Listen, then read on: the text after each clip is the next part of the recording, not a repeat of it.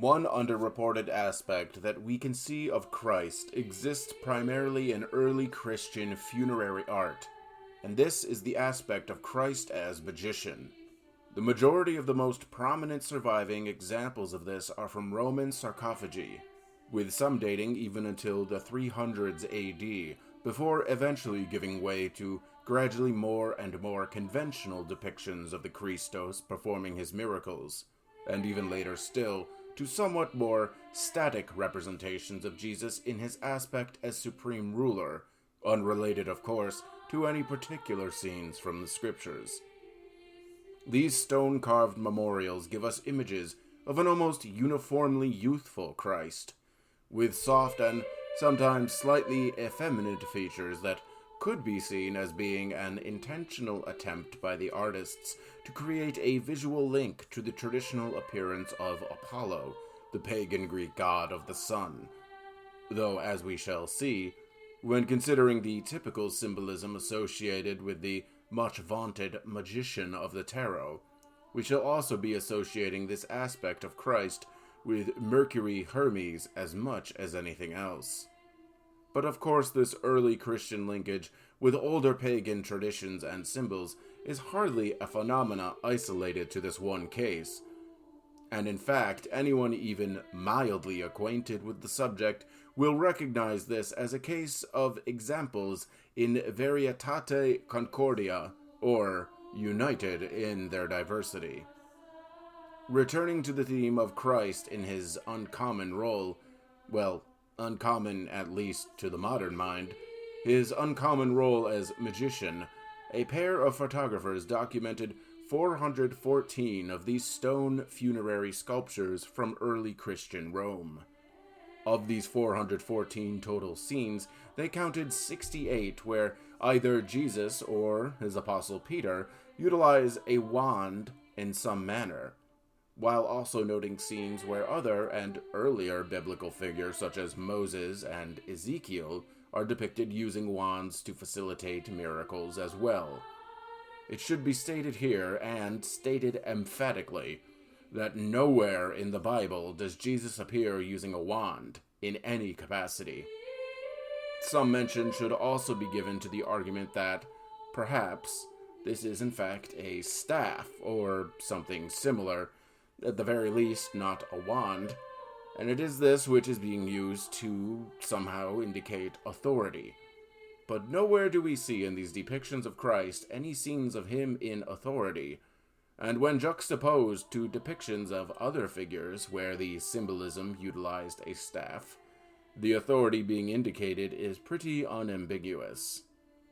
Now, the idea that Christ was some manner of magician, in the lesser sense, of course, of one among many as opposed to being the archetypal aspect of the magician, this idea is not new. It was being voiced as criticism by the Roman writer Celsus in 200 AD. Others, including some apocryphal books from the New Testament, even go so far as to describe veritable contests of magic between the figure of Simon Magus and the Apostle Peter. So, early Christianity was again not inimical to the idea of Christ as magician, but instead sought to argue that the source of his magic was indeed much higher, and therefore somehow more divine, than any of the contemporary magi. Turning to the tarot, and in particular the very influential French designs, we have our magician or juggler, titled as Le Beteleur, the baton bearer. To give an idea of the multiple uses of this term, the most common way to express a magic wand in French is as baguette magique, and synonymously one can transpose baton with baguette. I will mercifully refrain from drawing some sort of connection here between the baguette magique and the multiplication of the loaves miracle featured some famously in the New Testament, but only that I may draw attention to my restraint.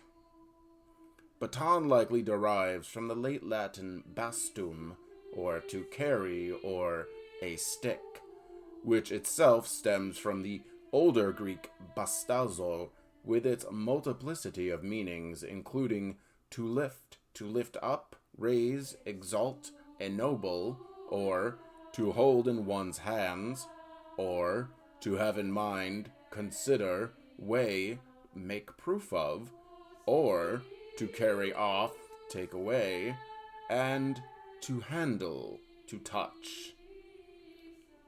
With the magician considered as Mercury, these meanings of exalting, ennobling, to have in mind, weighing, to make proof of, now become more charged with meaning, as Mercury is so very enmeshed with the principle of intellect.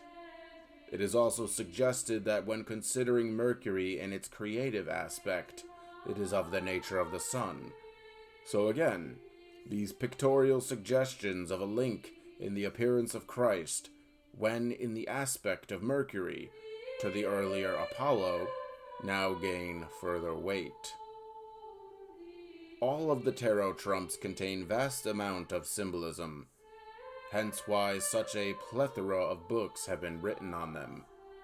In fact, one tradition holds that each trump card is in itself a page of the Golden Book of Wisdom, every card representative of an entire system of initiation, and each a highly condensed composite symbol that could be unraveled into a lengthy book. So, when pondering the aspect of Christ as magician with the archetypal baton bearer of the tarot, we must give pause to exactly what symbolisms are most appropriate from the multitude inherent in the archetype. The magician is one of its highest senses, the word bearer, the logos, and the linkage here with Christ is so apparent that I will quote a direct summation of this correlation from Aleister Crowley's The Book of Thoth. Here follows a very full description of the nature of Mercury in several aspects, particularly his relation with Jupiter and the Sun. In the beginning was the Word, the Logos, who is Mercury, and is therefore to be identified with Christ. Both are messengers, their birth mysteries are similar, the pranks of their childhood are similar. In the vision of the universal Mercury, Hermes is seen descending upon the sea, which refers to Mary. The crucifixion represents the caduceus, the two thieves, the two serpents. The cliff in the vision of the universal Mercury is Golgotha. Maria is simply Maya with the solar R in her womb. The controversy about Christ between the synoptics and John was really a contention between the priests of Bacchus, Sol, and Osiris. Also, perhaps, of Adonis and Attis on the one hand, and those of Hermes on the other, at that period when initiates all over the world found it necessary, owing to the growth of the Roman Empire and the opening up of means of communication, to replace conflicting polytheisms by a synthetic faith. To continue the identification, compare Christ's descent into hell with the function of Hermes as guide of the dead. Also Hermes leading up Eurydice, and Christ raising up Jairus' daughter. Christ is said to have risen on the third day, because it takes 3 days for the planet Mercury to become visible after separating from the orb of the sun. It may be noted here that Mercury and Venus are the planets between us and the sun, as if the mother and the sun were mediators between us and the Father. Now, obviously there is a lot to be unpacked in this quote, and it may in fact be beneficial for me to create a second video doing just that, because much can be gleaned by a closer study of the exact nature of these correspondences between the lore surrounding both Mercury and the Christ. What is of great import in this whole situation is the fact that beyond modern theorizing of the survival of this line of occult knowledge, we have confirmation etched into stone of early Christians themselves professing this now obscured aspect of Christ as magician.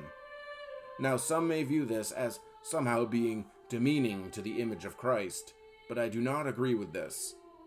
I believe this gives us an opportunity to view Jesus Christ in a different and rarely used lens, one in which many profound occult truths may be revealed to us, if we but contemplate the symbols presented therein in an unbiased and open manner.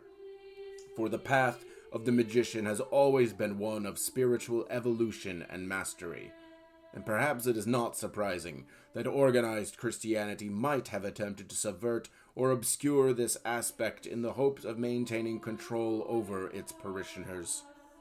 But the occult teachings have always been clear on the fact that we, as humans, can transcend ourselves and achieve a level of spiritual power that would seem miraculous to those who have not undergone these trials. In closing, here is a quote from Annie Besant's Aspects of the Christ. And so gradually the occult knowledge was veiled more and more deeply, for the blood of the Christ did not fall only on those who shed it, nor on the people to whom they belonged.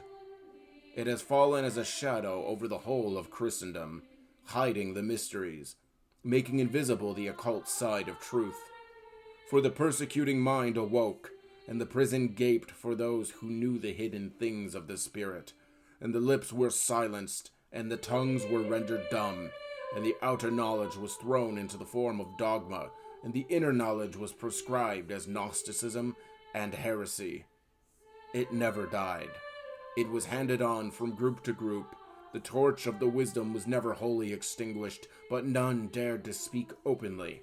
And so we have come down to our own days, where still the veil is thrown over the mysteries, a veil now to be gradually withdrawn, because once more the feet of the coming Christ are heard, and the world must be prepared for the coming. The thought of the mysteries must again be a reality.